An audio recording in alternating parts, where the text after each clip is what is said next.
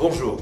Enquête spéciale s'est intéressée à un établissement de formation peu connu, parfois mal compris, et qui pourtant possède des qualités indéniables quant à la formation, la réussite et l'intégration dans la vie active de nos jeunes. Suivons Jean-François qui nous ouvre les portes de la maison familiale rurale de Périgueux.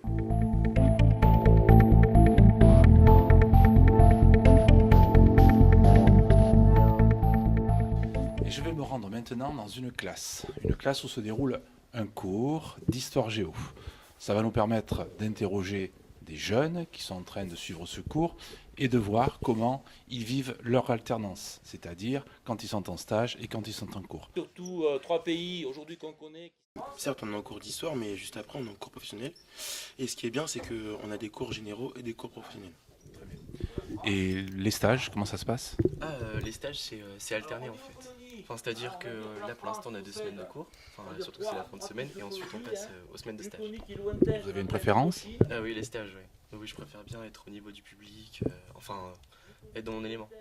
Et comment vous arrivez à faire le lien entre les cours et les stages ? Alors, on a des cahiers de l'alternance. C'est-à-dire que le vendredi soir, on a un débrief de ce qu'on a fait toute la semaine. Et ensuite, les devoirs qu'on aura à faire pendant les 2 semaines d'alternance.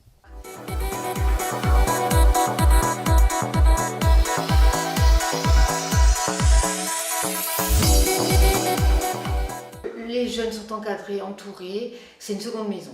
Alors on a des relations privilégiées puisqu'on est constamment présent sur la structure et les jeunes sont souvent des internes, donc on les accompagne le soir aussi sur des activités autres que les cours.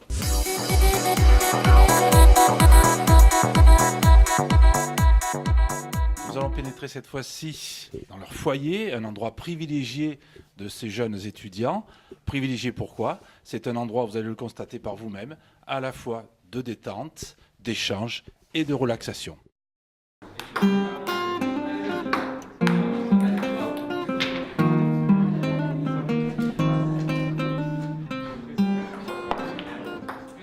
Donc ici, votre foyer où vous vous rejoignez de temps en temps, c'est ça ? C'est ici, oui. Et quelle fréquence ? À quel moment vous pouvez venir à cet endroit ? Pendant la pause, après les cours. Ou le soir, quand on fait des veillées ou comme ça. Donc vous pouvez y faire de la musique. De la musique. Parce qu'on voit. On peut faire des jeux de société. On peut faire aussi un baby qui est juste là, ou un billard qui est juste derrière. Vous êtes assez nombreux à fréquenter cet endroit ? Plutôt pas mal. Ouais, assez. Ça fait du bien après les cours ? Ah ouais. Merci.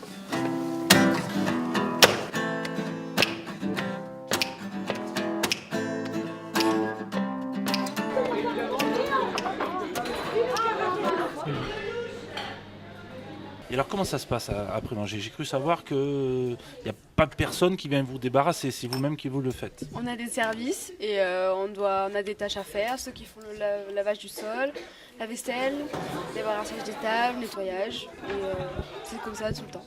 C'est pas trop contraignant, vous le vivez bien ? Oui, non, on le vit bien.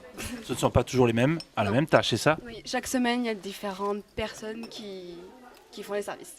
Je vous laisse finir de manger, merci beaucoup.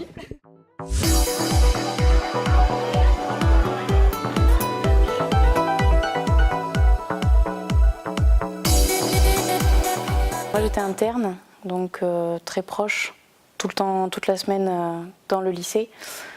Le contact avec les formateurs, je pense, qui est très important.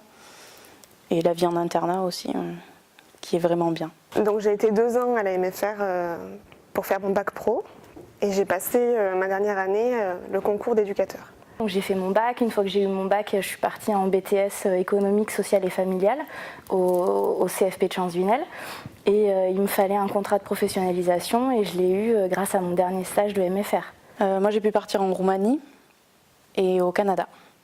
On a des stages à l'étranger qu'on ne pourrait pas facilement atteindre en fait ce but-là. Sur un CV, c'est énorme. C'est un échange qui est fructueux à différents niveaux. Premièrement, au niveau relationnel, et ensuite au niveau tout ce qui est historique, tout ce qui est histoire, tout ce qui est culturel aussi. Et puis enfin au niveau professionnel, parce qu'on parle aussi évidemment du développement des jeunes, des élèves qui vont un jour œuvrer ailleurs que dans une école. Je pense que venir en MFR, c'est vraiment bien. Avec l'alternance, on apprend beaucoup de choses et je pense qu'on apprend plus puisqu'on est sur le terrain.